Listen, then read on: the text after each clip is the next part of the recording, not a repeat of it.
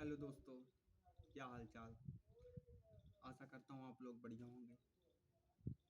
तो आपका खेती गुरुजी ब्लेड के बेहतरीन प्लेटफॉर्म पर स्वागत है और मैं वी के साहू आपके लिए लेकर आया हूँ एक बेहतरीन पॉडकास्ट जिसका सीजन 1 चल रहा है, जिसका नाम प्रोडक्शन टेक्नोलॉजी ऑफ टोमेटो।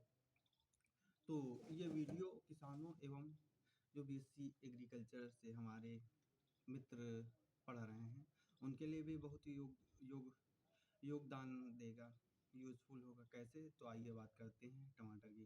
अगर मैं टमाटर की बात करूं तो टमाटर का बॉटेनिकल क्लासिफिकेशन जो कि 2 नंबर का आता है। अगर उसकी बात करूं तो टमाटर का वैज्ञानिक नाम होता है सोलेनम लाइकोपर्सिकम। यह सोलेनेसी परिवार से आता है। क्योंकि इस पे 24 गुणसूत्र होते हैं इसलिए द्विगुणित होता है। अगर मैं इसके उत्पत्ति स्थान की बात करूं तो इसका उत्पत्ति स्थान है पेरू, जो दक्षिण अमेरिका में आता है। इसके साथ साथ अगर मैं इसके उपयोग की बात करूं तो टमाटर एक सुरक्षात्मक खाद्य पदार्थ है। बुलेट टमाटर में एंटीबॉडी पाई जाती है जिसको ग्रहण करने से बहुत से रोग या प्रतिरोधक क्षमता भी बढ़ जाती है। इसके साथ साथ भी इस पे विटामिन पाई जाती है, विटामिन ए जो 900 आयु इंट्रीगेट यूनिट पाई जाती है। उसके साथ ही कैल्शियम 27 मिलीग्राम। उसके साथ ही लाइकोपीन जो टमाटर को लाल करता है, लाल रंग देता है, एवं पीला जैंथोफिल या कैरोटीन के कारण जो टमाटर को पीला रंग प्रदान करता है। लाइकोपीन का यूज कलर के लिए होता है, इसलिए टमाटर को रंग के बेस पे भी उगाया जाता है। अगर मैं इसके जलवायु की बात करूं, टमाटर को किस प्रकार की जलवायु चाहिए, तो टमाटर एक डे न्यूट्रल प्लांट है। डे न्यूट्रल मतलब कि ना इसे ज़्यादा धूप चाहिए ना इसे ज़्यादा प्रकाश चाहिए। जितना भी चाहिए फ्रूटिंग टाइम में उतना वो ले लेगा। इसी के साथ साथ ये गर्म जलवायु की फसल है, क्योंकि जो इसका टेम्परेचर होता है वो 20 से 27 डिग्री सेंटीग्रेड होता है। इसके साथ साथ अगर मैं मिट्टी की बात करूं तो मिट्टी का जो पीएच मान एग्जैक्ट दिया गया है वो 6.7 के अप्रॉक्सीमेट है। इस पीएच मान पे टमाटर की फसल अधिक उपज देगी। इसी के साथ साथ मिट्टी किस प्रकार होनी चाहिए, तो मिट्टी चिकनी मिट्टी होनी चाहिए एवं जल भराव की स्थिति न हो। ऐसे ही मिट्टी पे आप टमाटर की फसल कर सकते हैं। अगर मैं इसके प्रबंधन की बात करूं, प्रबंधन के अंतर्गत बुआई आता है, मैन्योरिंग खाद आती है। खाद किस प्रकार किस बेस पे डाला जाए, तो मैं बात करता हूँ सीड रेट की। अगर सीड रेट की बात करूँ तो इस पे जो किस्म होती है हाइब्रिड, उससे आप 125 या से 175 ग्राम प्रति हेक्टेयर के लिए सीडलिंग तैयार कर सकते हैं। अगर मैं ओपी ओपन पॉलिन जो देसी वैरायटी होती है अगर उसकी बात करूँ तो 400 से 500 ग्राम के बीच में प्रति हेक्टेयर से आप सीडलिंग कर सकते हैं। इसी के साथ साथ मैं अगर मैं बुआई समय सोइंग टाइम की बात करूं तो आप अगर पर्वतीय इलाकों से हैं तो मार्च से अप्रैल के बीच में सोइंग कर दीजिए। अगर आप यूपी मध्य प्रदेश जैसे समतलीय इलाकों से हैं तो आप जून से नवंबर तक भी कर सकते हैं। अगर आप केरल उष्णकटिबंधीय क्षेत्र से हैं तो आप सितंबर से अक्टूबर के बीच में कर सकते हैं। इसी के साथ साथ नर्सरी प्रबंधन क्या है? नर्सरी प्रबंधन का मतलब है जो आपने सीडलिंग तैयार करने के लिए जितना भी एरिया कवर किया। अगर इसके एरिया की बात करूँ तो 200 से 240 मीटर स्क्वायर का इसका एरिया होता है, कि अगर आप इतने पे सीडलिंग तैयार कर रहे हैं तो वो आपके एक हेक्टेयर के लिए फुल है। अगर इसी के बाद मैं क्षेत्र प्रबंधन की बात करूँ, फील्ड प्रिपरेशन जिसे कहते हैं, तो आपको 4 से 6 बार खेत जुताना पड़ेगा।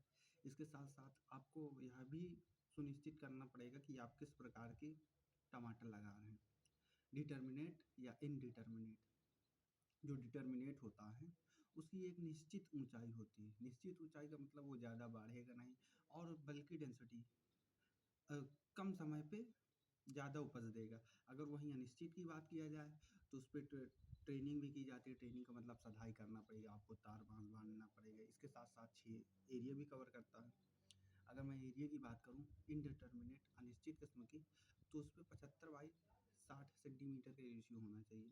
75 का मतलब है एक पौधे से दूसरे पौधे के बीच में 75 सेंटीमीटर की दूरी हो और एक रो से दूसरे रो के बीच में 60 सेंटीमीटर, या इसको उल्टा कर सकते हैं आप, इसी के साथ साथ अगर मैं मैन्योरिंग की बात करूँ, फर्टिलाइजर की, तो अगर आप किस्म ओपन पॉलिनेटेड प्लांट लगाए हैं तो आप उसमें एनपीके का 100, 50, 150 का डोज दे सकते हैं। इसी के साथ अगर आप हाइब्रिड में हैं तो 250-250 का डोज दें। 250 बोले तो 250 किलोग्राम प्रति हेक्टेयर के लिए। इसी के साथ साथ बात करूँ जो कि नाइट्रोजन होती है, वो कायिक वेजिटेटिव ग्रोथ के लिए जानी जाती है, इसलिए बेसल डोज में नाइट्रोजन कम करें, आधी कर दें। टॉप ड्रेसिंग पे आधी आधी डाल दें तो पूरा डोज हो जाएगा। इसी के साथ साथ अगर मैं सिंचाई की बात करूँ तो आप समझ सकते हैं कि गर्मी की फसल है तो इस पे पानी भी ज़्यादा लगा, लेकिन इतना भी पानी न दीजिए कि उसके फल में प्रभाव पड़े। तो इसके सिंचाई की बात करूँ तो आप 3 से 4 दिन के अंतराल में सिंचाई कर दीजिए। उसी के साथ साथ अगर मैं सिंचाई की कौन सी अवस्था बेहतर होती है, अगर आप इस अवस्था पे सिंचाई कर दें तो आपकी फसल बढ़ जाएगी।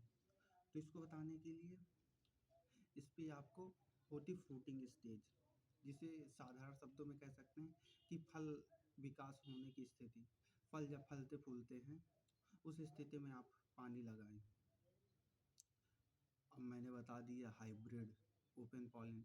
अभी एक इसी पे चर्चा होती है किस्म की, मैं किस प्रकार के किस्मों का चयन करूं।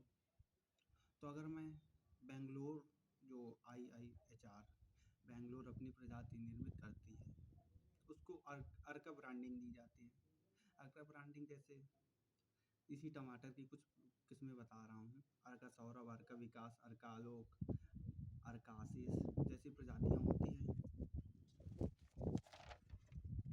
उसी के साथ साथ मैं अगर पूसा जो दिल्ली में IARI पूसा की बात करूँ तो पूसा अपनी ब्रांडिंग पूसा से करता है। पूसा कैसे?